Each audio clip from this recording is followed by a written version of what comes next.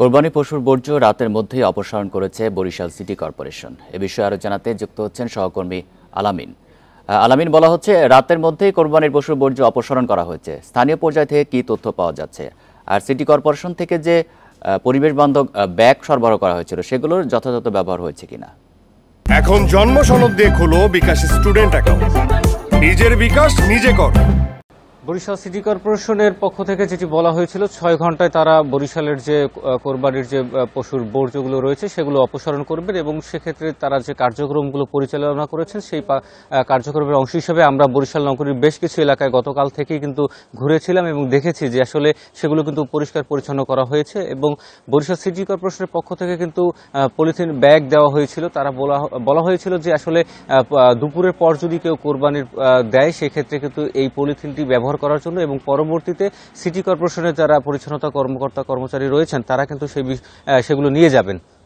এবং আমরা যে শহরটিতে রয়েছি, শহরের মূল সড়কে নগরীর সদর রোড এলাকা এবং এর আমার সামনে রয়েছে গির্জা মহল্লা এলাকা।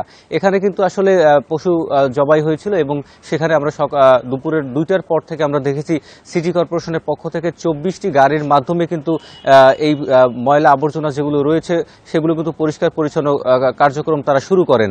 সেক্ষেত্রে যে বরিশাল সিটি কর্পোরেশনের যিনি পরিচ্ছন্নতা কর্মকর্তা রয়েছে তিনি আমাদেরকে যেটি জানিয়েছে যে তারা ৬ ঘন্টা সময় নিয়েছে যে এই কোরবানির যে পশুর বর্জ্যগুলো রয়েছে সেগুলো তারা অপসারণ করবেন এবং তারা সেখানে পানি ছেটানোর কাজ এবং ব্লিচিং পাউডার যেগুলো রয়েছে সেগুলো তারা ছিটিয়েছেন এবং যারা দেরিতে কোরবানি করেছেন তাদেরকেও কিন্তু ব্লিচিং পাউডার দেওয়া হয়েছে। আরেকটি বিষয় হচ্ছে, যখন পশু কোরবানি করা হচ্ছিল তখন আমরা যেটি দেখেছি যারা কোরবানি দিচ্ছেন তারাই কিন্তু আসলে পাইপের মাধ্যমে পানি এনে সেগুলো কিন্তু রাস্তায় পানি ছিটাচ্ছেন এবং তারা সেগুলোকে একটি নির্দিষ্ট স্থানে রাখছেন, যার কারণে সিটি কর্পোরেশনের কিন্তু এই বর্জ্যগুলো নিতে কিন্তু সুবিধা হয়েছে, যার কারণে শহর পরিষ্কার পরিচ্ছন্ন রয়েছে। এবং বরিশাল সিটি মেয়রের একটি আগে নির্দেশনা ছিল যে বরিশাল শহরকে তিনি পরিষ্কার পরিচ্ছন্ন রাখবেন এবং কোথাও যাতে কোনো প্রকার আবর্জনা জমে না থাকে সেদিকে কিন্তু তিনি দৃষ্টি দেওয়ার জন্য সবাইকে নির্দেশনা দিয়েছিলেন। সেই নির্দেশনা মাফিক কিন্তু আমরা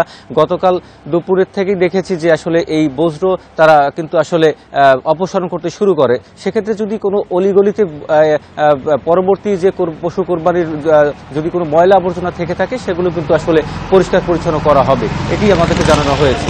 তো এই ছিল আমার কাছে বরিশাল থেকে জানাচ্ছেন সহকর্মী আলামিন।